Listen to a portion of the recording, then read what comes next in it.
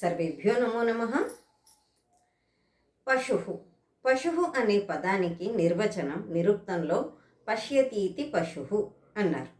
అంటే ఎవరైతే చూస్తారో వాళ్ళందరూ పశువులు. ఆ విధంగా తీసుకుంటే పశువులు, పక్షులు, చీమలు, దోమలు, ఏనుగులు, పులులు వీటన్నిటితో పాటు మనుషులు కూడా వస్తున్నారు. ఎందుకంటే మనుషులు కూడా చూస్తారు కదా, కాబట్టి పశువు అని అనబడతారు. కేవలం చూడడం ఒకటైనా కారణం పశువు అనబడడానికి మనుషులు కాదు. దీనికి ఓ శ్లోకం ద్వారా తెలుసుకుందాం. ఏషాం న విద్య న తపో న దానం జ్ఞానం న శీలం న గుణో న ధర్మ తే మర్త్యలోకే భువి భారభూతా మనుష్యరూపేణ మృగాశ్చరంతి. ఈ శ్లోకంలో తెలుపుతున్నారు ఏమేమి లేకపోతే, ఏ పనులు చేయకపోతే పశువులు అని అనబడతారు.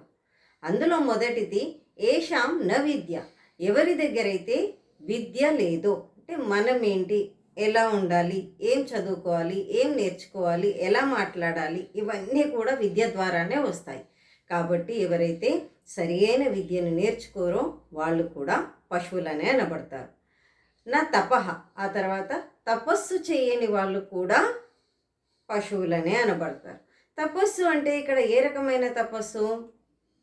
అనుకున్న పనిని సాధించడానికి, లక్ష్యాన్ని చేరుకోవడానికి మధ్యలో వచ్చేటువంటి కష్టాలు, నష్టాలు, సుఖాలు, సంతోషాలు, బాధలు, ఎండ, వాన, చలి ఇవన్నిటినీ దాటుకుంటూ అనుకున్న లక్ష్యాన్ని ఛేదించాలి, చేరుకోవాలి. అప్పుడే మనుషులు. లేదు, ఎండగా ఉంది, అమ్మో ఈరోజు నేను ఈ పని చేయను, అమ్మో చలిగా ఉంది నేను లేవను, ఇది చాలా కష్టంగా ఉంది, అలా ఎవరైతే భయపడతారో వాళ్ళు పశువులనే అనబడతారు. ఆ తర్వాత నా దానం. ఎవరైతే దానం చేయరో వాళ్ళను కూడా పశువులనే అంటున్నారు. అంటే సంపాదించిన దానిలో ఎంతో కొంత మంచి పనులకు దానం చేయాలి. అలా చేయని వాళ్ళు పశువులనే అనబడుతున్నారు. అలాగే నా జ్ఞానం, అలాగే నాలెడ్జ్ని ఎవరైతే సంపాదించుకోరో, ఆత్మవిద్యను ఎవరైతే సంపాదించుకోరో వాళ్ళు కూడా పశువులే. నా శీలం, ఇంకా ఎవరైతే క్యారెక్టర్ పరంగా, చరిత్ర పరంగా స్వచ్ఛంగా, నిర్మలంగా, పవిత్రంగా ఉండరో వాళ్ళు కూడాను పశువులనే అనబడుతున్నారు. నా గుణ, అలాగే ఎవరి దగ్గరైతే మంచి గుణాలు లేవో, ఇతరులకి సహాయపడటము, లేదంటే పరోపకారం చేయటము, అలాంటి మంచి గుణాలు ఎవరికైతే లేవో వాళ్ళు కూడా పశువులనే అనబడుతున్నారు. ఆ తర్వాత నా ధర్మ, ఎవరైతే ధర్మానుసారంగా నడుచుకోరో, సనాతన ధర్మం ఏదైతే చెబుతుందో దాని అనుగుణంగా ఎవరైతే నడుచుకోరో వాళ్ళు కూడాను పశువులనే అనబడతారు. తే మర్త్యలోకే భువి భారభూతా.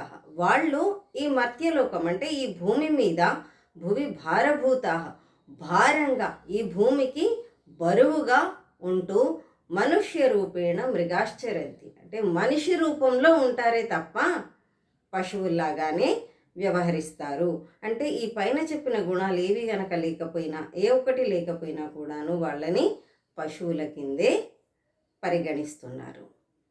అందుకే మనము పశువుల్లా కాకుండా ఈ చెప్పిన గుణాలలో ఫాలో అవ్వడానికి ప్రయత్నిస్తూ ఉండాలి. అప్పుడే మనం అందరము మనుషులము అని అనబడతాము. ధన్యవాదాలు.